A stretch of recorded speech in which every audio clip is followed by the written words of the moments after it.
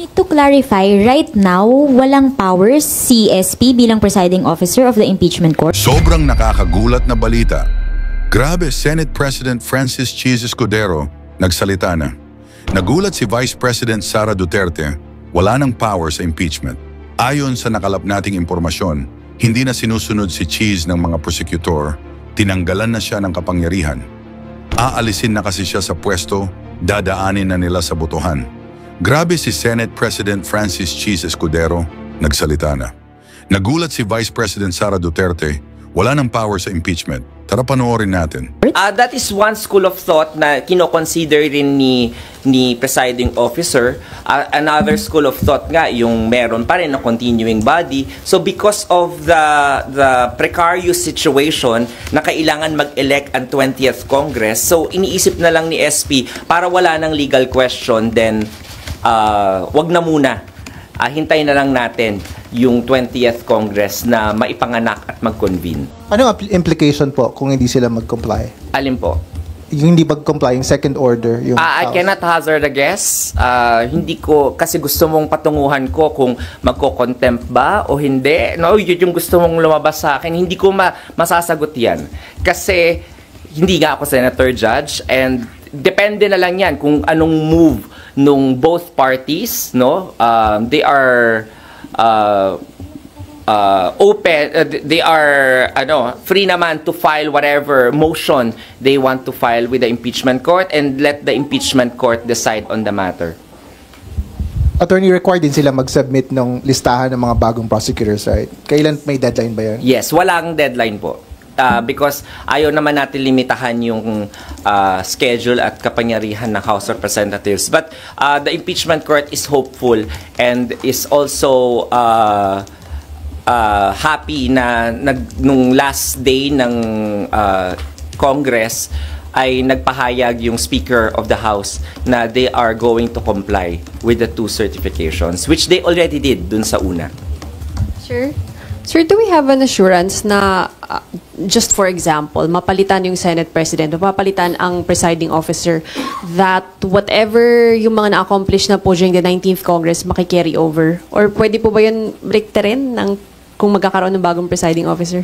That is in the realm of possibilities, no? Pwede o pwedeng hindi. Hindi ko masasagot po yan ng definite dahil hindi ko kayang makita kung ano yung magiging future dyan. Attorney, tama po ba na wala pong pwedeng gawin and walang gagawin si SP right now as presiding officer unless he is re-elected as Senate President? Between now and until the time, wala po siyang pwedeng action na gawin bilang presiding officer ng impeachment court? Well, as of today, I think ganun yung and as based on the pronouncements of the Senate President himself during his press con last week, I think that is the policy that he is taking for the meantime. However, in the next few weeks, hindi natin alam. We cannot second guess kung ano yung baka may makapag-persuade sa kanya. So hindi ko alam. Sir, sorry. Paano kung walang compliance, di hindi magko-convene or ma-delay ulit yung pag-convene, hindi mangyayaring July 29? If lang naman, sir, scenario lang to. If by July 29 walang compliance, so walang kasigurohang magko-convene by 29? Nako, hindi ko masasagot yan, no? Kasi hindi ako senator judge, hindi ako senador. But that is in the realm of possibility, siguro. Pero, of course, sa action ba ng impeachment court, yung ba yung gustong mangyari? Parang lahat ng steps nga, 55% na accomplish na eh. So, if you look at the intent of the impeachment court wants this process to already roll. And the compliances, the certifications will ensure that there is no more question or any legal impediment once the impeachment court convenes. It actually gives the House of Representatives the power to already decide na tuloy-tuloy na tayo kapag nag-comply yung House doon sa appointment ng House prosecutors at saka yung second order na yun for certification.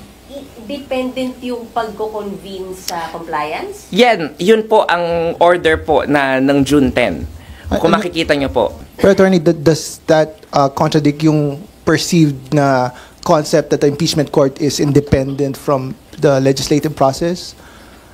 That is a good legal theory.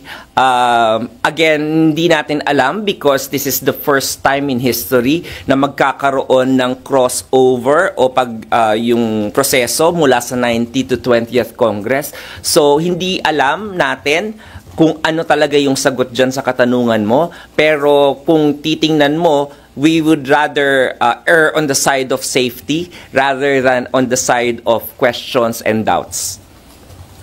Attorney, how will you explain the impeachment court being a continuing body outside of legislative matters and processes when in fact it again requires plenary action para po doon sa pag-reconvene ng court and pag-oath po ng mga senators, senator judges? Because nakasalalay po yung presiding officer doon sa kung sino yung magiging Senate President. Yun lang yung sagot doon, no? Kung walang ganong proseso, then baka tama rin yung school of thought mo na dapat magpatuloy. Pero kung may mga magsasabi rin sa iyo na school of thought na baka hindi. So para hindi na lang ma-question yun, due diligence and prudence requires the presiding officer not to anymore overstep, no?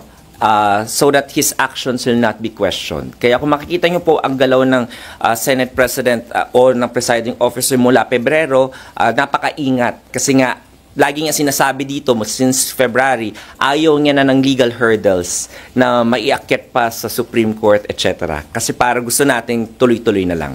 So, bali, yung stand po ng impeachment court sa ngayon, wala dun sa dalawang yun? Hindi po namimili yung impeachment court dun sa dalawang schools of thought for now? More of doon sa school of thought na base sa Senate rules nga, no, consistent with the Senate rules as a legislative body, it is trying to balance that at dahil nga kailangan mag-elect ng Senate President, malamang yung presiding officer din mawawalan ng kapangyarihan. So yun. So it is the safest position as of now because it has a basis in the Senate legislative rules. Attorney. However, sabi ko nga sa inyo, no, this is an ongoing conversation with the public. So lahat naman po ng senator judges, no, whether they like it or not, nakikinig naman po yan at nagmamonitor po. So lahat po ng mga legal theories, lahat ng mga comments and opinions ng iba't ibang mga abogado at saka mga constitutionalists, kino-consider naman po yan. So if the people will be able to proffer persuasive argument towards the convening or swearing in earlier, siguro baka makonsider yun. But as of now, the presiding officer would like to err on the side of safety and consistent with the spirit behind the Senate legislative rules. Attorney, following your arguments on Dexter po, dun sa pag-required din sa House of Representatives, hindi ba imperative din sa impeachment court to issue na panibagong summon dahil nasa 20th Congress na sila at 19th Congress yun na napadala ng summon sa Vice President? Kung makikita niyo po yung galaw po ng yung galaw po ng impeachment court ay patuloy. So kung medyo may pagdududa ba kayo kung continuing body ba o hindi, the position taken is it is actually a continuing body kasi nga may summons po and we recognize the submissions from the previous Congress. However, meron pa nga pong mga question kung sino po ba yung presiding officer ngayon? Si Senate President pa ba? Dahil nag-adjourn na yung 19th Congress? Or patuloy pa rin ba siya? So on that question alone, mako-connect mo yung summons na yan.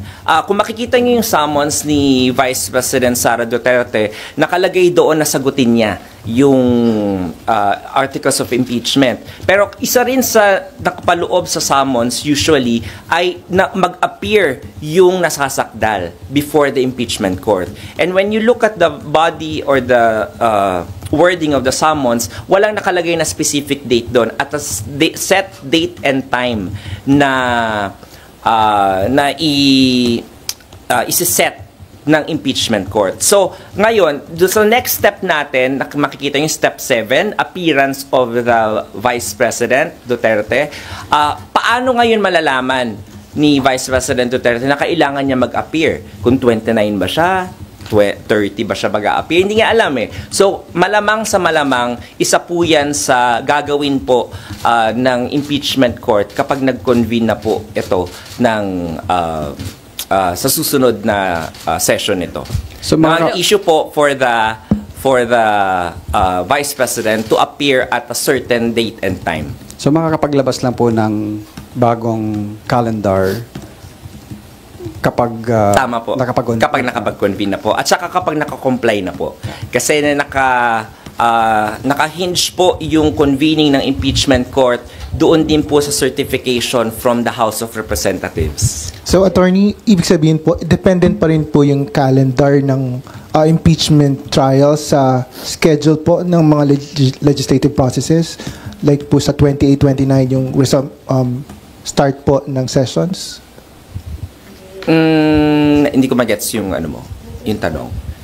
Kung dependent pa rin po yung schedule ng calendar trial dun sa magiging schedule po ng mga sessions sa legislative processes, basically, kasi sa 28 pa po mag-resume yung or mag-start po yung mga sessions. So nakadepende ito po doon kung kailan po siya. Lagi yung tatandaan, dalawang hats ang sinusuot ng Senado. So kapag nagkaroon ng plenary session sa 29, then maaaring magkaroon doon ng pag-uusap.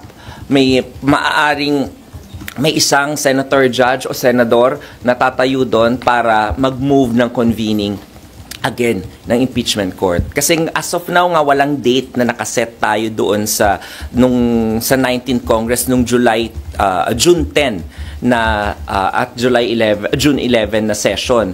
So walang nakaset na date. So I think there will be a movement on the floor of the Senate based on the Senate rules para mag-convene po yung Senate impeachment court either on the afternoon po or sa another day. Pero attorney, from now until July 27, hindi pwedeng, kasi parang in the past press conferences po sinasabi, kapag may isang senator judge na mag-request na mag-convene, magko-convene yung impeachment court. Pero dahil alanganin kung may presiding officer o wala, so can we say walang convening na reconvene na mangyayari from now until 27? Actually, bigger than that issue is the compliance. Kung makikita nyo po, yung order po ng impeachment court nung June 10 ay conditional po yung pag-set ulit po ng convening doon sa compliance po ng House of Representatives doon sa second order. At saka yung sinasabi ni Presiding Officer and Senate President na hindi po sila pwede mag-convene kung wala pa pong communication from the House kung sino yung House prosecutors. Kasi gusto po nila na magkaroon na ng appearances doon yung House prosecutors at yung defense. Kaya po hinihintay po ng impeachment court as a condition sine qua non na ma-comply po ng House po yun. Yung po yung import ng second order po. Sir, actually, yun din yung tanong ko. Pero basically, yung sabi ni Congressman Jokno, if Congress will designate prosecutors to the panel, that is already a very clear indication that they want to proceed with the case. So parang wala nang need for another certification communicating that they want to pursue the impeachment trial. Actually, yung pag-authorize ng mga House prosecutors, pagbibigay ng authority, I think it will also be contained in a resolution because as you know, the Congress is a collegial body and it can only act collegially through its parliamentary procedures such as passing of a resolution or a bill. So I think since there's already going to be that process of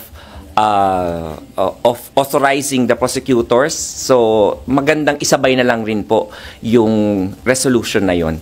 At pwede naman nakalakip yon doon sa isang resolution lang. Pero ang sinasabi po ni Congressman Jokno, the fact na mag-e-elect sila ng prosecutors, hindi raw ba enough na yon na communication na gusto nilang ituloy yung impeachment trial po at hindi na kailangan ng hiwalay na certification? Well, if that is the position po of the House prosecutors, then we will just await whatever filing that they will make in due time once they convene the 20th Congress.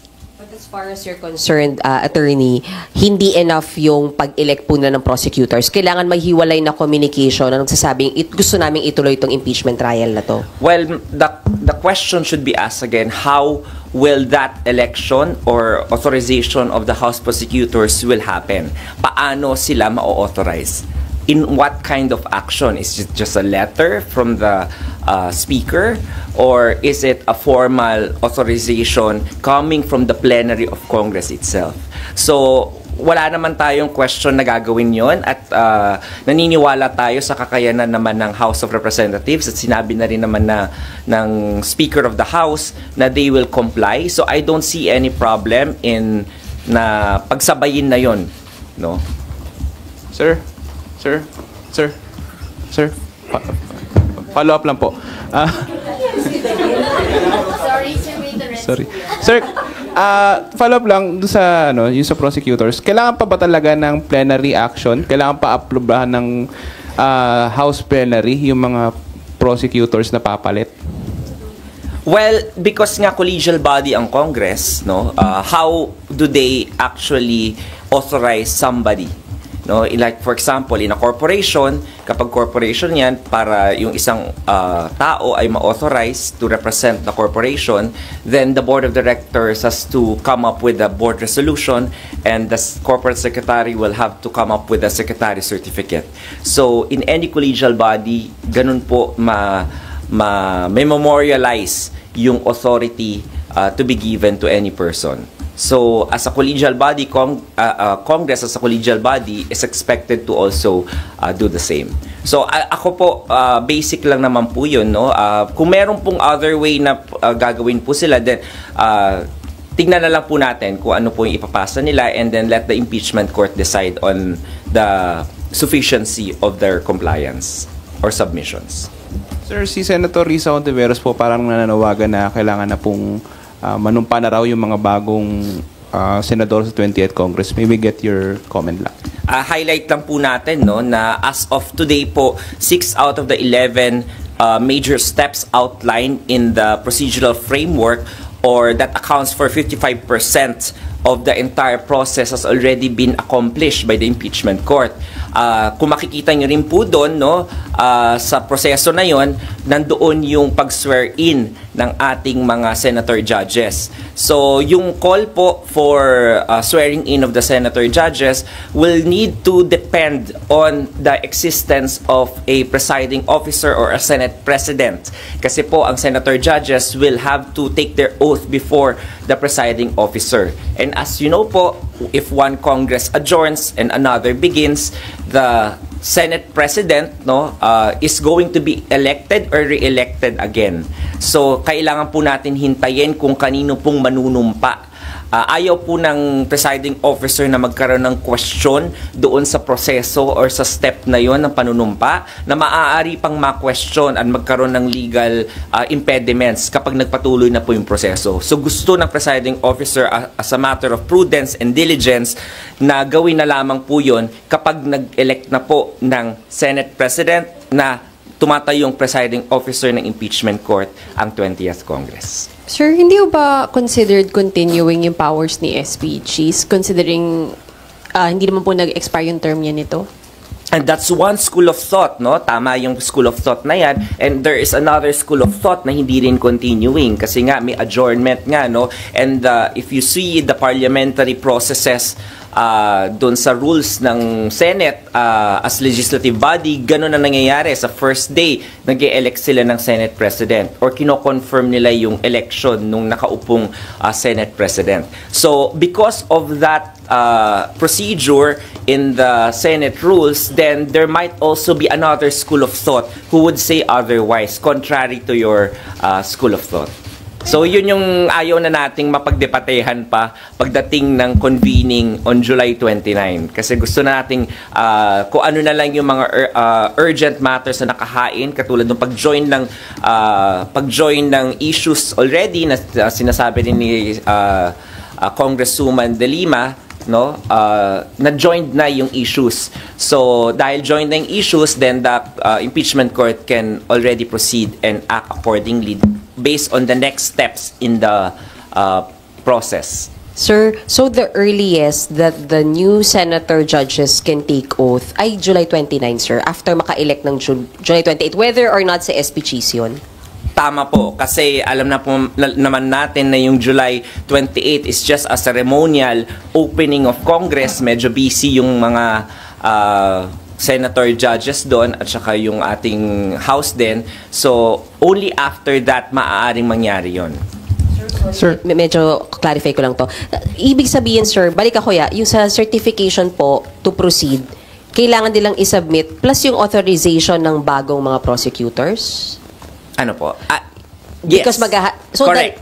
Dalawang compliance. Yung sa House prosecute, sabi ko nga, pwede na siguro nilang isabay yun dahil gagawin na rin naman nila isang proseso. So, as a matter of efficiency, then the House may elect whatever they want to do on how to comply with those two processes. Kasi nga yung authority rin ng House prosecutors ng 19th Congress has already ended when the 19th Congress adjourned. So there needs to be another authorization from the 20th Congress of the new set of House prosecutors. Moto proprio ang pagko-convene. Ayaw nyo nga ng moto proprio na dismissal Tapos ngayon gusto nyo moto proprio na convene. Nakuha nyo, I mean, the Senate President is respecting each of the senator judges. He is respecting the collegial body, which is the Senate. That's why, as much as possible, he acts together with the College of the Impeachment Court. so attorney, Kaya ganon din po yung nakita ninyo yung June 10, di ba? Marami nagsasabi dapat nagko-caucus, di ba? Pero ayaw ni SP, gusto niyang doon mag-deliberate for everything to be transparent and visible to the public. While it can happen na pwede naman nilang mag-caucus, pero I don't think that's the policy of the presiding officer because he wants the public na makita lahat, no, ng mga nangyayari in front of the cameras. just to clarify lang po, attorney, SP Cheese remains to be the presiding officer of the impeachment court currently. Yes. Because as a matter of holdover principle, ganun po yun. Hanggat walang, katulad din ng Senate President, as a matter of holdover, dahil wala pang convening at wala pang official election of the new Senate President, then he remains to be a Senate President on a holdover capacity po. Attorney, so kung may isang senator judge na mag-request na mag-request, walang pwedeng mangyari? Sabi ko nga po, the Senate is a collegial body, hindi... So, baka po kung isa, I don't think na mapagbobotohan po yun. So, alam naman po natin, official actions of the Senate as a collegial body only happens in the plenary, on the floor, at kailangan nakalagay po sa order of business din po, no? Yun naman po yung sa Senate rules. Okay na mga beshi. Ay, may tanong pa po. I'd like to follow up on one of the questions kanina. So, to be clear, walang convening of the impeachment court until the 20th Congress opens. Kasi yung order ng Senate to the House is mag-designate sila ng prosecutors. Pero, you can also say... And kasi, mag-comply dun sa certification na second, na pwedeng na ipagpapatuloy ng House. but can the House do that even without having their own plenary session? I don't know. You have to ask the House about it. No, I don't know how they will do it.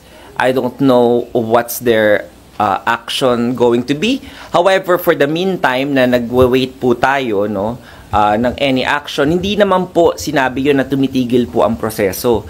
Kasi pwede naman pong aralin na ng magkabilang panig ng mga litigants yung kanilang mga modes of discovery. Pwede naman pong mag-avail na sila nun, mag-send ng written interrogatories para mapatawag yung adverse party witness.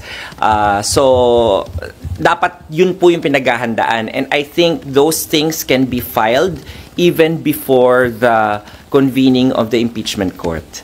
Kasi po, para pagdating po ng convening on the 29th onwards, ay matakal na po kagad yun. So, yun yung kailangan na mangyari po. Sabi ko nga po, ang impeachment court po passive. Maghihintay lang po yan sa submissions ng both parties. So ngayon po, the active participation of the litigants should be the one that is encouraged. Sorry sir, kasi it is just now that we are hearing na yung powers po ni SP as presiding officer ay basically wala po muna unless ma-re-elect siya. Is it a new position, a new stance? Hindi yan yung position, hindi yung walang power, no? Well, hindi ko sinasabing walang power. Ang sinasabi ko nga po may power, may holdover capacity nga po. Pero nga maaaring ma-question siya na bakit ka bakit ka nagsuswear in? Diba? Nakalagay sa rules natin, mag-e-elect muna tayo ng Senate President. Okay. So ayaw niyang mangyari yun na ma-question siya. And since wala pa rin naman yung compliance, kahit mag-swear in yung mga judges ngayon, wala rin namang mangyayari. Kasi wala namang convening pa ng impeachment court. Kasi nga, we have to wait for the certification or the compliance to the second order of the impeachment court bago po mag-convene yung impeachment court. Attorney, what So, if... ang ginagawa So it's a po matter ngayon of being pragmatic. erring on the side of caution talaga. Correct. Is that a parang bagong stance or pronouncement po ni SP? I mean, kailan po ba niya ito ibinaba? I think he has always been consistent since February. That's why nung sinasabi ninyo na i-convene yung impeachment court habang naka-recess yung Senate, hindi naman ginawa ni Senate President yun because he was erring on the side of caution. Anong sinasabi niya paulit-ulit dito sa sa press con niya? Sinasabi niya, 'di ba, ayaw niyang ma-question at umabot pa, magkaroon pa ng another case for prohibition sa Supreme Court. Nakuha niyo? Kaya nga ganun yung nangyaring dates And he was crucified for it because of him erring on the side of caution. 'Di ba?